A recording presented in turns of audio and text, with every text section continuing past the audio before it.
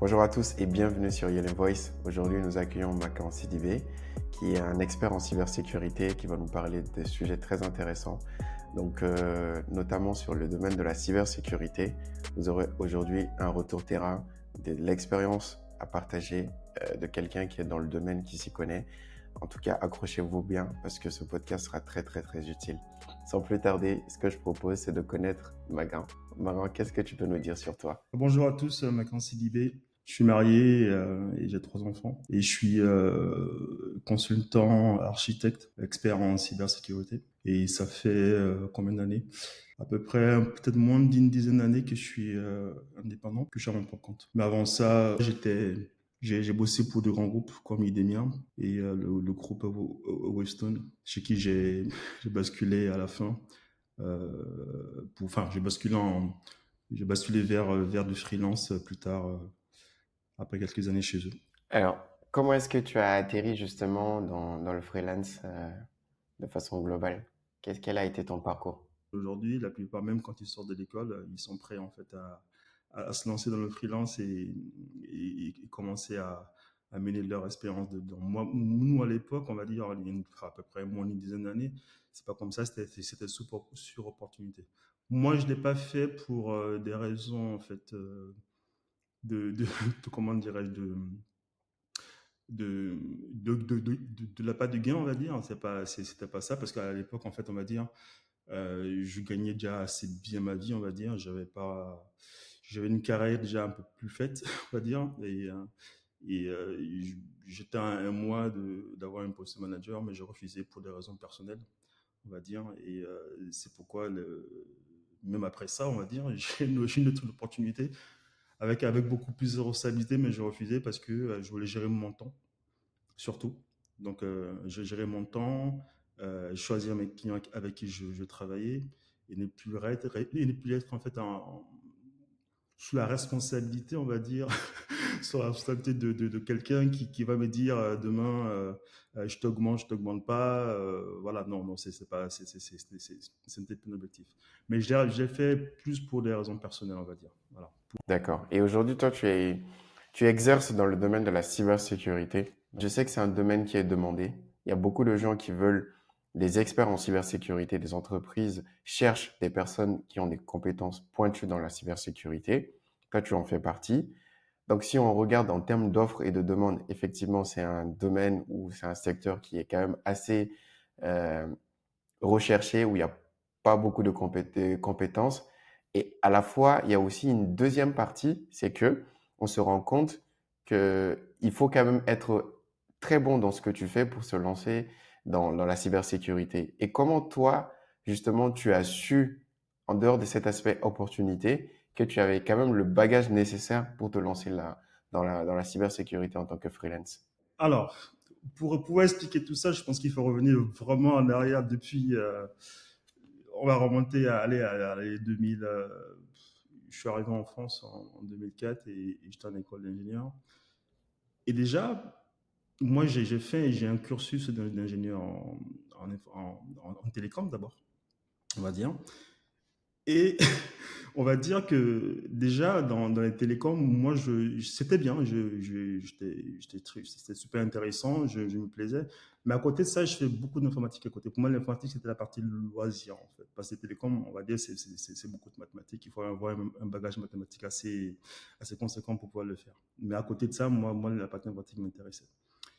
Et je voyais beaucoup de gens aller faire beaucoup de développement. Moi, ça me plaisait pas trop parce que c'était pas là où je voulais faire carrière, même si c'était super intéressant. Et je vois aussi côté télécom qu'il y avait beaucoup d'opportunités aussi, mais le marché commençait à se fermer un peu. Il faut rester honnête. Et il y avait beaucoup de compétences sur le marché, surtout sur la partie réseau, on va dire. Et je voyais que, bon, il va falloir que moi je me distingue un peu sur le truc. Et j'avais un super ami qui est maintenant en fait qui est l'un des DG délégués chez Huawei aujourd'hui, c'est Serge Zéhi, qui en fait a été au Technopark à Casablanca, qui m'a dit tiens, j'ai un sujet pour toi. Tu vas faire en fait un stage chez nous À l'époque, il était dans une petite structure, hein, on va peut-être une dizaine de personnes à peu près. Et qui me dit, il y a un challenge pour toi et je pense que tu vas tu vas le relever. Je dis, mais c'est quoi le challenge? Il dit, en fait, on est en train de déployer en fait, des réseaux Wi-Fi un peu partout, avec des réseaux Wi-Fi un peu de longue portée, avec des antennes, etc. Mais on se pose beaucoup de questions en fait, sur le niveau de sécurité de ce qu'on déploie. Il dit, moi, je n'y connais rien. Mais qu'est-ce que tu me demandes? Qu'est-ce que tu me demandes? Il dit, mais tu vas voir. C'est super intéressant. Et c'est comme ça que j'ai commencé à rentrer en fait dans le domaine de la cybersécurité sur les réseaux Wi-Fi. Voilà. Donc il m'a dit, bon voilà, écoute, on a des réseaux Wi-Fi qu'on déploie. L'objet, c'est que tu les sécurises et que tu nous trouves des failles de sécurité. Bon, allez, je me suis lancé dans le stage. C'était un stage de fin d'année sur 6 mois à peu près, on va dire, et à un mois et demi, ça remonte à longtemps. On était encore sur des réseaux Wi-Fi A, B, etc. Quoi. Je ne sais pas si ça parle à beaucoup, mais à l'époque, voilà, c'était des débits de 11 mégabits. Sur de l'emporter, on tombait à 1 mégabit. Mais c'était déjà très bien pour de communication mobile. Et en un mois et demi, j'ai craqué le réseau. Je montre à tout le monde. J'ai fait une démonstration. Il dit voilà, écoutez, le réseau n'est pas assez sécurisé. Voici pourquoi. Et moi, en installant tout ce qu'il faut avec les antennes, etc., avec le trafic qu'il y a, ben écoutez, moi je vous montre tout le trafic qui passe en clair, même si le protocole est chiffré, mais malheureusement, il va falloir qu'on regarde tout ça de près. Et j'ai monté une architecture au bout de 2 mois qui a permis en fait de renforcer en fait de renforcer l'authentification. Je précise, l'authentification, qu'est-ce que c'est? L'authentification, c'est de vérifier l'identité d'un appelant, ok? Et aussi, en fait, valider en fait cet identifiant avec une personne avec un secret que la personne connaît et que d'autres personnes n'ont pas connaissance, on va dire. Voilà. Et de renforcer aussi la partie autorisation parce que c'est pas parce que je suis authentifié que je suis autorisé à faire. Voilà. Donc j'ai monté une architecture en fait de ce type-là. On a permis et j'ai renforcé en fait le niveau de sécurité. Après ça, je suis arrivé en France et c'est à partir de là que je me suis lancé sur le marché, que j'ai fait une spécialisation en cybersécurité. Et encore à l'époque, je reviens toujours en arrière, et encore à l'époque, on va dire que il y avait très peu de personnes qui étaient intéressées, on était sur de la niche, on va dire. Voilà, c'était vraiment un marché de niche. Et après ça, moi, j'ai eu mon premier boulot en fait sur l'intégration en fait de solutions en fait d'identity access management sur de l'IAM. Et après, j'étais consultant senior, c'est chez Webstone. Après l'intégration, j'ai fait du conseil. Je pense qu'on parle dans ce podcast, on parle aussi aux jeunes. Je pense que c'est un aspect qui est assez important. Très souvent, les gens, quand ils sortent d'école, tout de suite, je veux faire du conseil. Moi, je dis toujours, attention, je préfère que tu aies un bagage technique au départ, même si c'est pour 1 an, 2 ans. Comme ça, après, quand tu fais du conseil, tu sais de quoi tu parles. Donc, moi, j'ai fait de l'intégration pendant 2 ans, 3 ans et demi avant de devenir consultant. Et en un an, ben, mon niveau était bien au-dessus de tout le monde et j'ai pas su le même parcours que tout le monde au final, on va dire, en moins d'une année. Donc, ça peut dire, pour les jeunes qui nous écoutent, c'est bien quand on sort d'école, mais je recommande toujours en fait d'avoir 1 ou 2 années d'expérience toujours sur le volet un peu technique de ce que vous faites pour pouvoir en fait apporter la valeur ajoutée en fait vraiment à ce que vous faites après. C'est super important. Je me permets de t'interrompre un peu rapidement sur cette partie technique parce que c'est super intéressant. Euh, En fait, ce qui se passe, c'est que réellement aujourd'hui, moi j'appelle ça des clics logiciels, c'est-à-dire il y a des personnes qui prétendent être dans la technique, mais qui au fond ne font qu'utiliser des logiciels. Je m'explique. Aujourd'hui, si on prend le cas de la cybersécurité, on a plusieurs façons de faire de la sécurité. On a des personnes qui vont regarder, utiliser des logiciels tels que des CIEM ou j'en passe des EDR qui vont vraiment être des logiciels spécifiques qui collectent des informations sur le système d'information de l'entreprise et qui seront matière à être interprétés par des humains, soit par des actions de fermeture, d'ouverture en fonction de ce qui se passe. Maintenant, ça, effectivement, c'est un aspect de la sécurité Mais moi, je le place au deuxième niveau parce que le premier niveau, c'est déjà d'être en capacité de comprendre réellement ce qui se passe. Et ça, aujourd'hui, il y en a très peu, en tout cas de ce que je vois sur le marché, qui s'intéressent réellement à ce qui se passe fondamentalement en termes de sécurité. C'est-à-dire, c'est quoi, si on prend le cas de flux, c'est quoi une access list, par exemple. Ça, c'est tout simple. Oui, bien sûr. En fait, quand on regarde un peu, en fait, quand on prend en fait la cyber, beaucoup pensent tout de suite, oui, je vais sécuriser ci, je vais sécuriser ça. Mais est-ce que tu comprends d'abord ce que tu vas sécuriser? Et pour quelles raisons d'abord? Et c'est là où je vais un peu faire je vais faire un petit pour que les gens comprennent un peu le métier aussi de la sécurité, ce pourquoi en fait les entreprises nous prennent en fait et pour pouvoir renforcer leur système d'information. En cybersécurité, en fait, il y a 4 domaines dans lesquels on va agir, toujours. C'est d'abord, je vais agir sur la disponibilité, c'est-à-dire j'ai un service que je déploie, ok? Quel est le niveau de disponibilité dont j'ai besoin, ou le métier a besoin, on va dire, ok? Après, j'ai le quatrième critère qui est un critère en fait d'intégrité, on va dire. L'intégrité, c'est lors en fait du transport en fait de mon information, ok? Comment est-ce que je suis en mesure en fait de garantir que l'information que j'ai transmise est bien celle que toi tu vas recevoir, ok?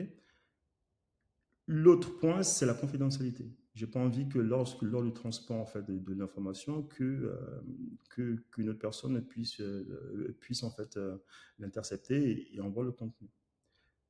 Le quatrième critère en cyber, on va dire, c'est la partie de preuve et traçabilité.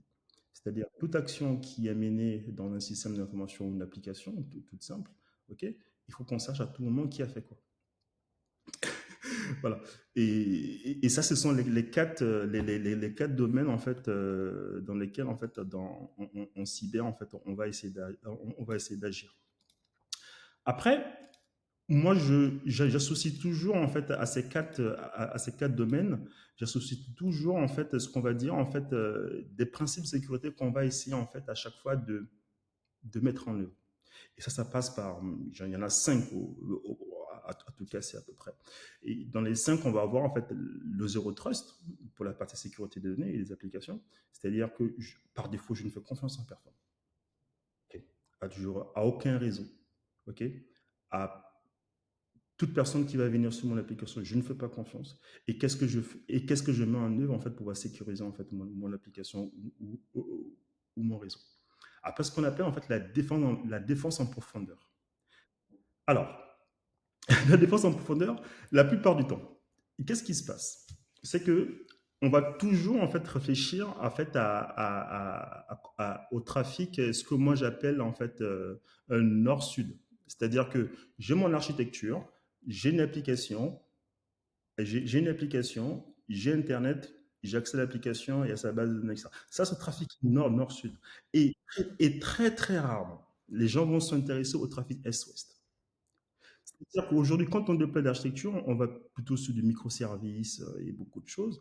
Ben, les microservices, elles interagissent entre elles, les images de cœur, etc. Et ça, c'est ce qu'on appelle un peu le trafic est-ouest. Et tout ça, on va essayer de le renforcer à travers le second principe que j'ai cité, c'est-à-dire en fait, fait de la défense en profondeur en fait sur ce côté. La défense en profondeur aussi, ça peut passer par de mettre en place des mécanismes anti-DDoS, des mécanismes anti-brute force, etc., des mécanismes pour lutter contre en fait les injections SQL, etc. Là, on met le paquet parce que c'est là où on va vraiment essayer de protéger et de limiter en fait au maximum le troisième critère, c'est-à-dire on va minimiser la surface d'attaque. Une fois qu'on a minimisé la surface d'attaque, qu'est-ce que ça veut dire? C'est-à-dire que quand je déploie mon applicatif, ma base de données ne doit pas se retrouver accessible sur Internet. Je dis ça pour caricaturer. Voilà. Donc, j'ai mis une surface d'attaque. Et on va passer sur le quatrième, du coup, c'est-à-dire que je vais accorder le moins de privilèges. C'est-à-dire que tout le monde n'a pas besoin d'avoir les droits d'administrateur sur l'application. Non. Tout le monde n'a pas besoin d'avoir en fait des droits en fait à privilèges sur mon application. Non, je vais donner à tout un chacun ce dont il a besoin, en fait, pour pouvoir travailler le plus confortablement possible. Voilà, c'est comme ça que ça se passe. Et après là, on va rentrer un peu plus dans le détail. Il y a le cinquième, en fait, principe de sécurité, à chaque fois dont on va discuter, qui est un vaste sujet. C'est-à-dire, en fait, comment est-ce que je sécurise le cycle de vie de développement. Je pense que c'est les choses qui te parlent parce que je pense que tu es un peu initié, en fait, dans le domaine de la sécurité. Voilà. Tout à fait. Et ça, c'est plus vraiment des approches, des pratiques, et avec plus de process il n'y a pas qu'il y a de l'outillage, effectivement, mais on est plus effectivement sur une globalité d'approche.